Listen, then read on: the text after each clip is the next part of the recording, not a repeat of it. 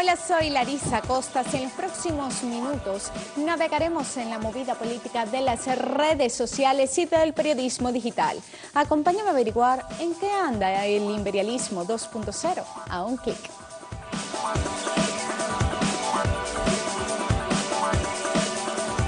11 de septiembre del 2001, el atentado terrorista más grande ocurrido en territorio estadounidense.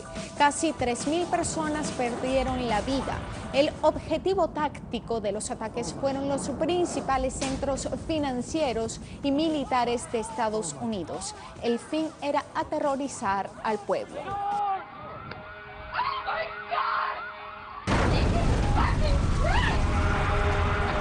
El presidente Bush había pasado el mes de agosto de vacaciones en su rancho en Texas. Ser presidente de un imperio tiene sus privilegios. Recién había cortado los fondos para la lucha antiterrorista del FBI y el 6 de agosto del 2001 le habían entregado un informe en el que se decía que Osama Bin Laden planeaba atacar a Estados Unidos utilizando aviones. No lo leyó porque se fue de pesca. Otro privilegio. Un mes después, Estados Unidos invadió Afganistán sobre pretexto de cazar a Bin Laden y a Al-Qaeda. Bin Laden ha muerto, pero la guerra continúa y desde sus drones encausan a miles de civiles a tumbas. Cuando un soldado estadounidense muere en Afganistán, su muerte no es anónima, pero cuando un civil afgano muere, nadie le llora. Y ha sido una política bélica de Estados Unidos en el terreno.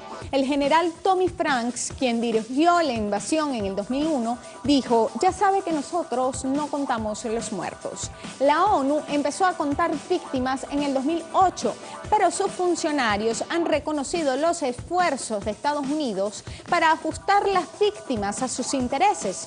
Solo en el año 2014 se cuantificaron más de 10.000 víctimas civiles. No existe un registro confiable sobre el total.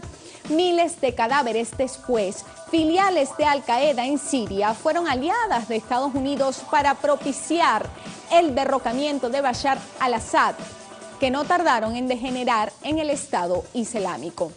El segundo paso de la supuesta guerra contra el terrorismo fue la invasión a Irak en marzo del 2003. Esta acción militar fue realizada por Estados Unidos y Gran Bretaña sin autorización de la ONU.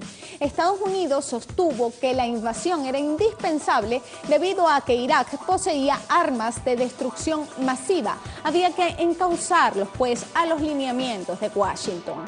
La empresa británica Opinion Research Business calculó que el número de muertos entre marzo del 2003 y agosto del 2007 fue de 1.033.000 personas. Por su parte, la organización Just Foreign Policy, que detuvo su contador de víctimas en el 2010, denunció que 1.455.590 civiles fueron asesinados.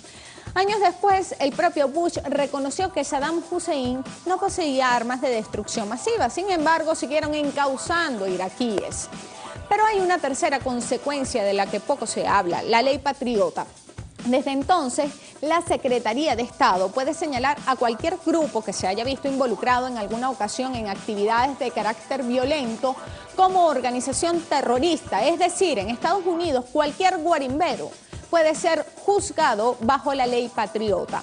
En la ley patriota, el concepto de terrorismo abarca a actividades que comporten actos peligrosos para la vida humana y que son una violación de las leyes penales de los Estados Unidos o de cualquier estado, o bien que pretendan intimidar o coaccionar a una población civil para influir en la política de un gobierno por intimidación o coerción, o para afectar la conducta de un gobierno a través de la destrucción masiva, asesinato o el secuestro. Entonces, la guarimba o la salida es un acto terrorista en Estados Unidos según lo tipificado en la ley patriota, incluso si se le analiza desde sus aristas políticas.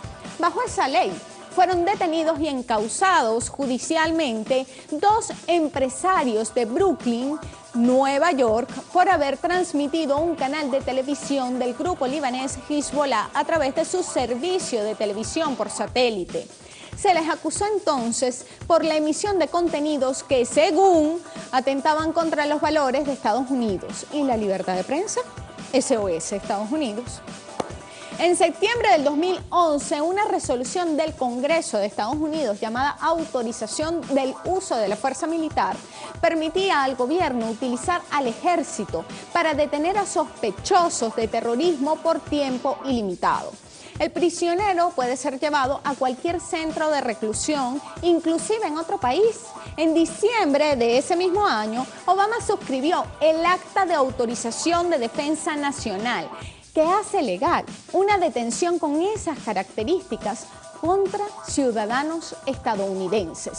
Una persona se considera susceptible de ser juzgada por esa ley si ha manifestado su apoyo a Al-Qaeda, a talibanes o fuerzas asociadas y, por último, a cualquiera que haya cometido un acto de beligerancia contra Estados Unidos. La definición de acto beligerante es tan general que puede incluir a cualquiera que se haya manifestado en desacuerdo. Pero lo más grave es que, según las leyes de Estados Unidos, cualquier ciudadano del mundo puede ser blanco de un asesinato selectivo con drones. Barack Obama reafirmó su defensa a la política de asesinatos selectivos con aviones no tripulados, incluso contra ciudadanos norteamericanos considerados como una amenaza para la seguridad nacional por ser una práctica, cito, legal, ética y sabia.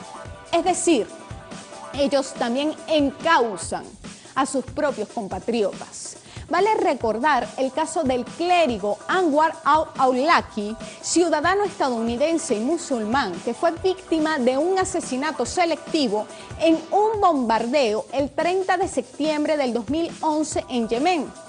Su hijo de 16 años de edad fue asesinado en otro ataque con drones 2 semanas después. Al clérigo se le acusaba de estar vinculado con Al-Qaeda. Sin embargo, Estados Unidos no se preocupó en capturarle, sino en asesinarle. Bajo estos parámetros, cabe preguntar, ¿cómo se juzgaría un intento de sedición en Estados Unidos? ¿Qué pasaría si en Estados Unidos alguien publicara en The New York Times una página completa llamando al derrocamiento del gobierno de Obama, al que calificaran de encontrarse en una fase terminal y que convocara a destituir a los poderes públicos? ¿Cómo se juzgaría al cabecilla de un movimiento que promueva la quema de instalaciones públicas o privadas, a la persecución de los demócratas, y digo de los demócratas por ser el partido de gobierno, a tensar guayas para decapitar, que fabriquen armas caseras, que disparen a las autoridades policiales o del ejército y que cometan homicidios con fines políticos? Y además que difundan manuales de guerra de Estados Unidos para cometer estos actos. ¿Cómo se juzgaría a un ciudadano estadounidense involucrado en un intento de magnicidio contra Obama o contra el jefe del Pentágono?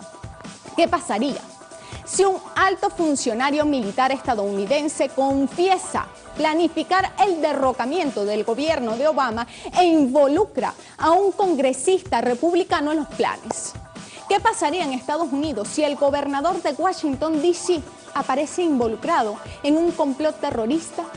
¿Qué pasa si se descubre un plan para bombardear la Casa Blanca, el Pentágono, CNN y el Capitolio? ¿No defendería usted a los estadounidenses, señor Obama?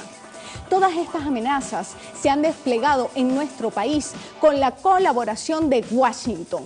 En nuestro país se trazaron como objetivos tácticos bombardear el Ministerio de la Defensa, Miraflores, el Ministerio de Interior y Justicia, CNN, SEBIN, Telesur y la Asamblea Nacional, poniendo en riesgo la vida de personas. Y paradójicamente, aunque Estados Unidos ha sido víctima del más grande acto terrorista en nuestro continente, el gobierno de ese país proveyó de visas norteamericanas a los militares que ejecutarían ese plan para que huyeran de la justicia.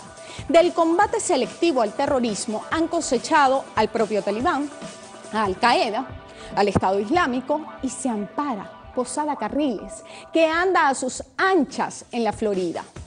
Aquel 11 de septiembre del 2001, Fidel Castro habló sobre el idealismo del pueblo norteamericano y alertó que ese idealismo del pueblo muchas veces era engañado para conducirlo a guerras y para apoyar causas injustas. Usted, señor Obama, está engañando a su pueblo para convertirlo en adversario de Venezuela. Usted está presentando a los terroristas que planeaban un 11 de septiembre en nuestro país como luchadores por la libertad y la democracia. En Estados Unidos, Leopoldo López, Antonio Ledesma, María Corina Machado y etcétera serían procesados si es que llegaran a contar con la suerte de un camino judicial bajo los parámetros de la ley patriota. Afortunadamente en Venezuela, la pena de muerte y el asesinato selectivo no son herramientas legales, ni mucho menos consideradas éticas. Mientras ellos reinciden en el odio y la violencia, nosotros reincidimos en el amor y la esperanza. Hasta un nuevo clip.